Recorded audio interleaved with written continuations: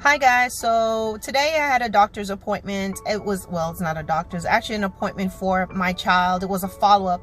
Over the past few months, starting from last year, there had been a series of testings and steps that we needed to take in order to find out the best way for my child to learn.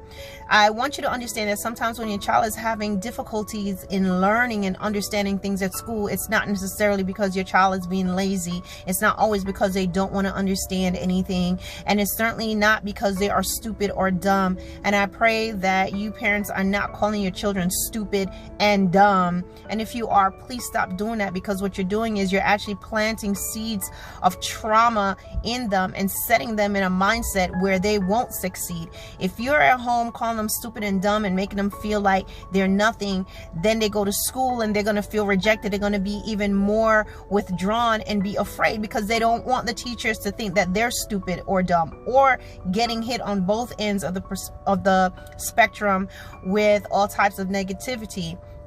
Guys, as parents, we have a responsibility to do some of our own homework and legwork with our children. If you find that your child is constantly having issues with the learning, then you need to go a little bit deeper.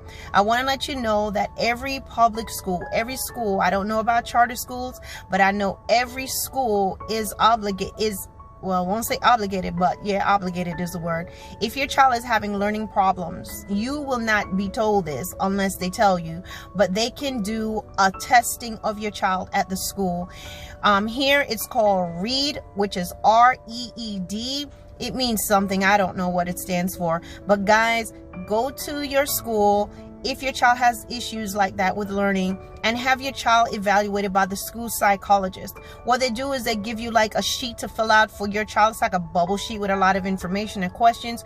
You will fill out your part. Your child's teacher will fill out their part. The school psychologist will do their own testing. And based on all those together, all the information that's given and the testing, they're able to come up with a diagnosis of what's going on, as well as the best ways for your child to learn, which can then be implemented by the school, and you can do your part at home. I did that. There was a diagnosis. I went a little bit further to get a diagnosis from a private practice, and they were able to confirm the diagnosis and give me even more information on what's going on.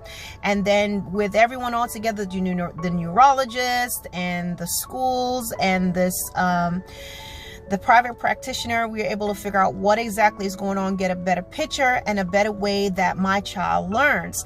Guys, unfortunately, there's a lot of schools that will not give you this information. So you are frustrated as a parent, and your child is even more frustrated because you're frustrated, the teacher's frustrated, they're frustrated, and their peers might be surpassing them, when it's simply a matter of they have a different way of learning. A lot of times the school systems are quick to go ahead and put the kids in special education and just leave them there. Well, there's some children that need special education, but sometimes there are other children that, even though they have some issues with learning, they can still be in the general population, because sometimes your child, there's nothing wrong with them. They're not stupid, they're not dumb. They may need more time to grasp the information, but they can learn. They are teachable.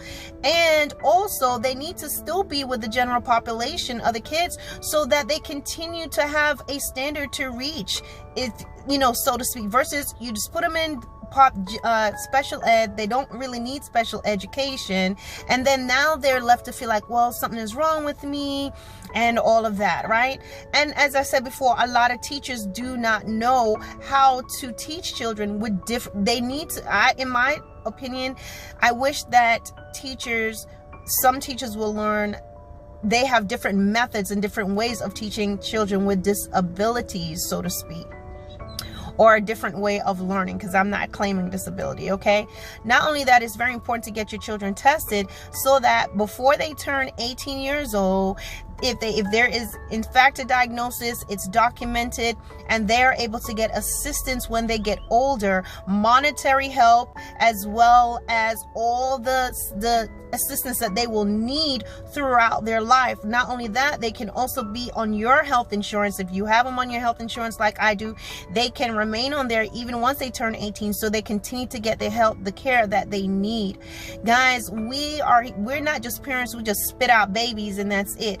We have an obligation. We don't just send them to school and it's up to them to figure out their homework and whatever. Guys, I'm sorry, I may offend you, but that's just plumb lazy. If you just expect you just gonna give your child their schoolwork, that's it, you go to school. No, that's not being a parent. I understand that you may be busy, you may have things going on, but you will have to scale back and take time for your child and find out what's going on. Please, please, please stop beating them. Stop telling them they're going to be stupid. Stop giving up on them. Stop laughing at them. Stop comparing them to your other kids who are doing better. Don't do that to them, because what it is, a lot of times, it's a medical issue that just requires a diagnosis and a plan of action to help your child be successful. Okay, guys, listen. Whew.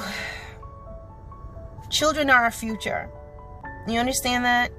The child that you are downgrading today, and whatever will be the child that may be the one that's feeding you when you get older, maybe the one that's going to help you when you get older. Not only that, you are damaging that child. That child is a person that's going to come into my path or someone else's path later on down the line, damaged and with a mindset about themselves that causes them to be somewhat of a menace to society because they were mishandled.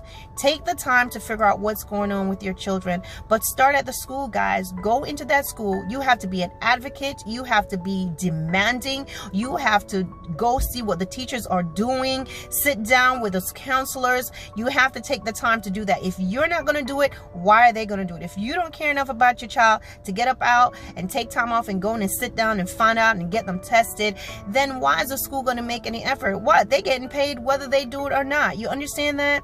This is your child's future, guys. So go ahead, get your child tested for free at the school. That should be enough of a diagnosis. You keep going to different meetings. They have art and things of that nature to figure out what is next, how your child is improving, how they're doing with the first plan of action, making the proper changes if needed. Okay? And that is absolutely free. All right, guys, don't forget to like, to share, and to subscribe to my channel. Have a wonderful day. Bye.